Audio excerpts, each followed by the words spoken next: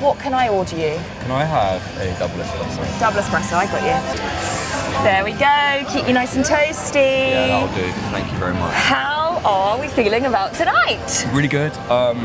Yeah, it's a very unique event, so props. It is, thank you.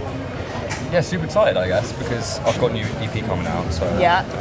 we're going to play it in its entirety. I've still got, there's been a few songs in our set list that we've done that have been part of the second EP, but now we get to just do the whole thing, immerse in that world, which I've just been non-stop thinking about recently. So.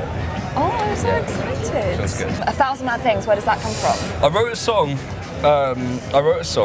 called 1,000 Mad Things, and basically this project came from a place of writing first. Like, absolutely, the music came first. So I wrote a song called 1,000 Mad Things. The line was, I'd do 1,000 mad things just to look in your eyes. I really liked that kind of turn of phrase, and then I suppose it just stuck, and we were looking for names, and I just thought I actually really like that as a band name. That's nice. So it kind of stuck. I don't know what to think of it now, but it's How long ago was that? Probably like at least a year and a half. Okay. Yeah. I like ATMT as an acronym. Yes. But the last thing I want is to be like up to my bits in lawsuits from a big conglomerate tech company in the US with the mobile network. So Okay, no, quick. let's not do that. Let's focus on something else. Let's focus on your first EP, Yeah.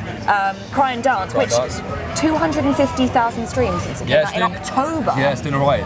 I'm really happy. Yeah, It's, alright. It was a labour of love, took ages, so, and we were trying to figure out what tracks we wanted to put on it for a while, but we ended up releasing most of the songs as singles, and Yeah. I think we just accumulated a little bit of a, I don't want to say fan base yet, but I guess we could say that, Yeah. of people who just want to hear that kind of music again, and it's very So inspired from that place of, that I love, the 80s, the kind of dark wave synth pop stuff, and so yeah, no, I'm feeling very grateful for that, but we want to build, we want to keep going, and just keep going. And there is definitely this like nostalgic feel. Does it feel really important to you to be making music like that? I think nostalgia is really important at the moment. It feels to me like a force, because I think in a kind of, I've spoken about this a lot, and I just think in a kind of era, in a moment in time at the moment where everyone is so obsessed with like moving forward at like an electric pace all the time, I think to be able to look back and in a state of kind of reminiscence about the things that, and scenes where music was allowed to be more innocent and naive, but at the same time more raw, I think is really important. So I crave that a lot, which is probably why I love to listen to that music so much. It's why I love to make that music so much. So yeah, I think nostalgia is incredibly important. I feel like you're kind of doing like this look back, but also taking it forward. Good. I'm glad you said that, because we don't want to. The last thing you want to be, I think, is a kind of pastiche. And just do. I mean, I played a show with some 80s, like actual 80s legends, and it felt very unreal for me, because obviously personally, it's incredibly important for me, but at the same time I was like, can't stay in that lane the entire time, because you'll end up just, being a pantomime. And Totally. we wanna, not that they are, but I would be, and I want to still be relevant in this pop space, I think. Yeah.